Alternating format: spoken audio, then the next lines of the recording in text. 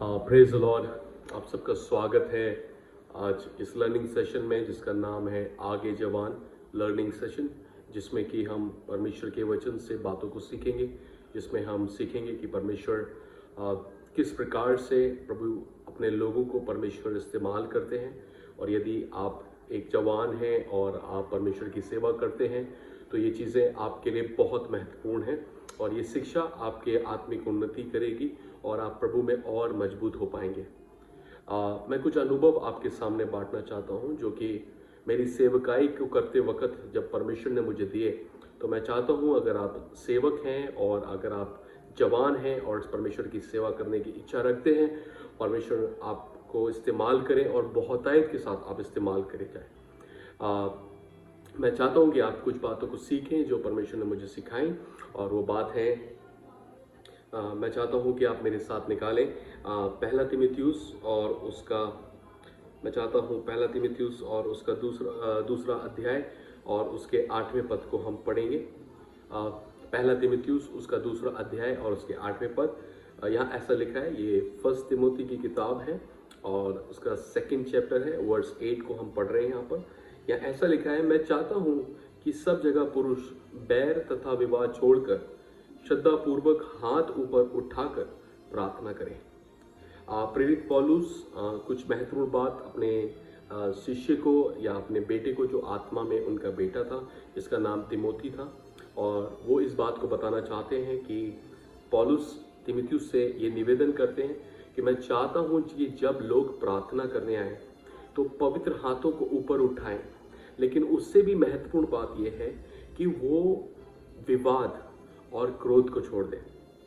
यहाँ लिखा है विवाद और क्रोध को छोड़ दें। मैं चाहता हूं कि आप एम्पलीफाइड बाइबल को भी हम इसको पढ़ते हैं।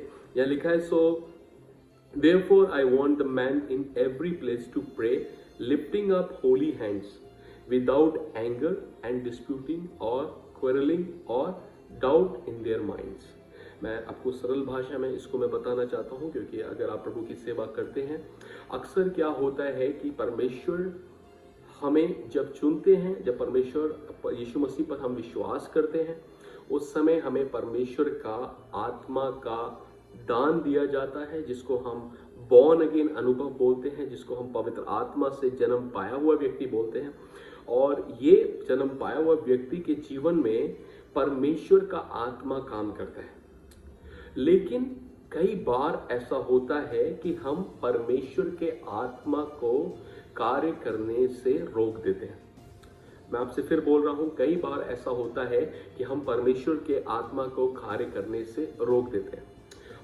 मैं फिर बोलूंगा, परमेश्वर का आत्मा कार्य कर सकता है और हम इसको रोक भी सकते हैं।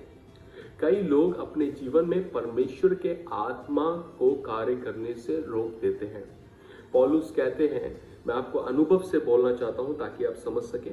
बीते दिनों में एक व्यक्ति से मेरा विवाद हुआ। परमेश्वर के सेवक थे और हम जब उनसे बात कर रहे थे, हम लोगों में विवाद हुआ किसी चीज़ को लेकर जिसमें वो सहमत नहीं थे और मैं भी सहमत नहीं था। और जब हमारा विवाद हुआ तो वहाँ पर क्रोध भी हुआ और वहाँ पर सहमति नहीं थी, असहमत हुए, क्योंकि हम एक जगह थे और हमें प्रचार करना था।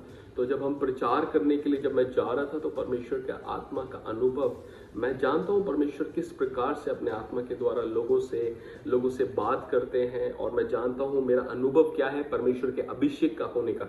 लेकिन जब वो अभिषेक को मैंने देखा, मैं बहुत अद्भुत कार्य उस मीटिंग में हुए, उस सभा में बहुत कार्य हुए और मैंने देखा वहाँ पर कार्य बहुत हो रहे थे, लेकिन मैं आत्मा में संतुष्ट नहीं था।